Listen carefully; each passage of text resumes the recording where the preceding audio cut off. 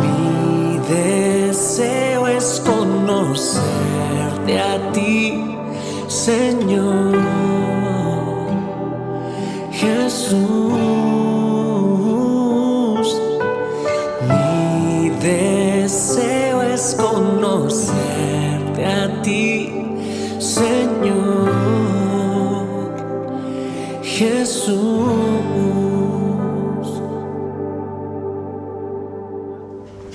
Hola, bienvenidos a una edición más de Tu Tiempo con Dios.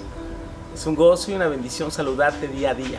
Su palabra es viva y eficaz. Y en este día vamos a comenzar la carta del apóstol Santiago a las iglesias. Es una carta universal y contiene enseñanzas maravillosas. Hablando un poco del autor, los estudiosos coinciden que el autor de esta carta es Jacobo, el hermano del Señor, cuyo nombre en griego es Santiago, pero el nombre hebreo y arameo es Jacobo, y el hermano menor del Señor, y que se convirtió en uno de los líderes principales de la iglesia en Jerusalén. Ya lo vemos en el concilio de Hechos capítulo 15, y se cree que también es uno de los escritos más tempranos del Nuevo Testamento.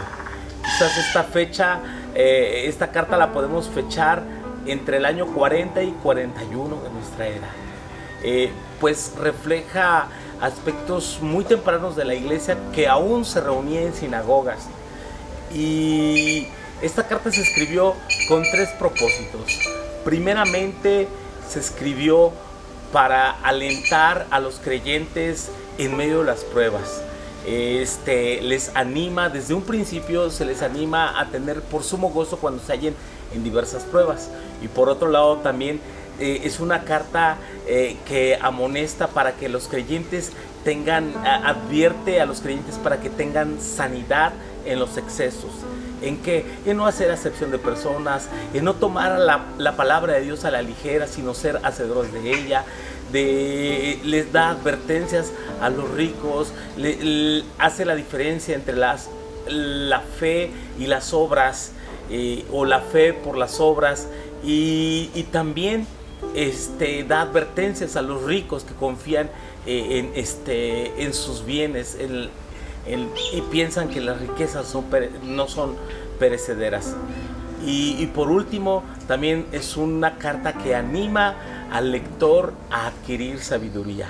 La sabiduría que viene de lo alto, la sabiduría que viene de Dios, porque existe sabiduría animal, terrenal y diabólica, pero Él nos insta a hacer esa diferencia para obtener la sabiduría que viene de Dios, la que emana de su palabra.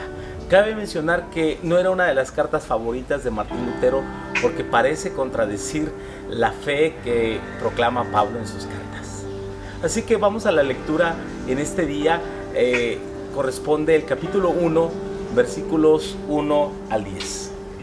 Santiago, siervo de Dios y del Señor Jesucristo, a las 12 tribus que están en la dispersión, salud. Hermanos míos, tened por sumo gozo cuando os halléis en diversas pruebas, sabiendo que la prueba de vuestra fe produce paciencia. Mas tenga la paciencia su obra completa, para que seáis perfectos y cabales sin que os falte cosa alguna. Y si alguno de vosotros tiene falta de sabiduría, pídala a Dios, el cual da a todos abundantemente y sin reproche, y le será dada. Pero pida con fe, no dudando nada, porque el que duda es semejante a la onda del mar, que es arrastrada por el viento y echada de una parte a otra. No piense pues que quien tal haga recibirá cosa alguna del Señor. El hombre de doble ánimo es inconstante en todos sus caminos. El hermano que es de humilde condición, gloríese en su exaltación, pero el que es rico en su humillación, porque él pasará como la flor de la hierba. Porque cuando sale el sol con calor abrasador, la hierba se seca, su flor se cae y perece su hermosa apariencia. Así también se marchitará el rico en todas sus empresas.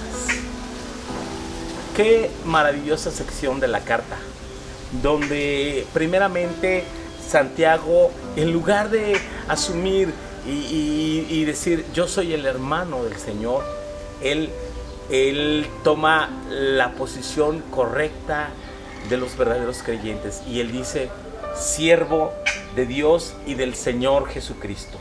Siervo de Dios y del Señor Jesucristo. Y los destinatarios, dice, las 12 tribus que están en la dispersión. Y se refiere a los creyentes judíos que han sido dispersados por el mundo. Y da una palabra de ánimo y les dice, tened por sumo gozo cuando os halléis en diversas pruebas. El verdadero creyente se gozará en medio de la prueba.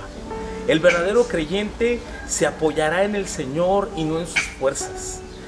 Y las pruebas tienen un propósito maravilloso de parte de Dios: hacernos crecer, hacernos madurar. Las pruebas no significa que Dios se olvidó de ti o de mí y que de repente pensamos, es que ¿qué me está pasando? Tal vez Dios se ha olvidado de mí. Escucha, no ofendas jamás a Dios con esa expresión. Dios nunca se olvida de ti. Él te tiene presente. Dice el profeta Isaías, dice, en la palma de mi mano te tengo esculpida. ¿Se olvidará una madre del hijo que dio a luz? ¿Se olvidará la mujer del hijo de su vientre? Pregunta. Pues aunque ella se olvide de ti, yo nunca me olvidaré de ti, dice el Señor. Él nunca se olvida. Y aunque estés pasando por una prueba, no quiere decir que Dios se olvidó. Quiere decir que Dios está tratando contigo porque te quiere hacer madurar, nos quiere hacer crecer. Porque una vez pasada la prueba, como dice el versículo 12, dice que recibirá una corona de la vida. Las pruebas nos permiten avanzar al grado inmediato superior. Y entonces, ¿qué debemos hacer? Dice que debemos enfrentar las pruebas con paciencia para que nosotros podamos ser presentados delante de Dios perfectos y cabales sin que nos falte cosa alguna. Así que todo eso es un proceso formativo de parte de Dios. Así que en medio de las pruebas nosotros debemos pedir sabiduría, para que esa sabiduría la pidamos con fe y nos será dada. Pero aquel que pide dudando es semejante a la onda del mar que es llevado de un lugar a otro. Y aquel que pide dudando, dice, no piense que recibirá cosa alguna del Señor. Aquí habla de lo importante que es la fe en toda situación, aún en la prueba. Y entonces cuando oramos, debemos orar creyendo que lo recibiremos de parte de Dios. Y por otro lado también en el versículo 8 hay una palabra muy importante y dice, el hombre de doble ánimo es inconstante en todos sus caminos. Aquellas personas que dicen, sí, yo creo, pero se la viven dudando. ¿Sabes? En el texto griego habla allí de personas que tienen una mente dividida, con un corazón dividido, que no se han definido verdaderamente por Dios y son indecisos y son lentos. Y esas personas que son lentas, que no avanzan, retrasan el plan de Dios para su vida. Y entonces estos recibirán un trato fuerte que no podrán soportar.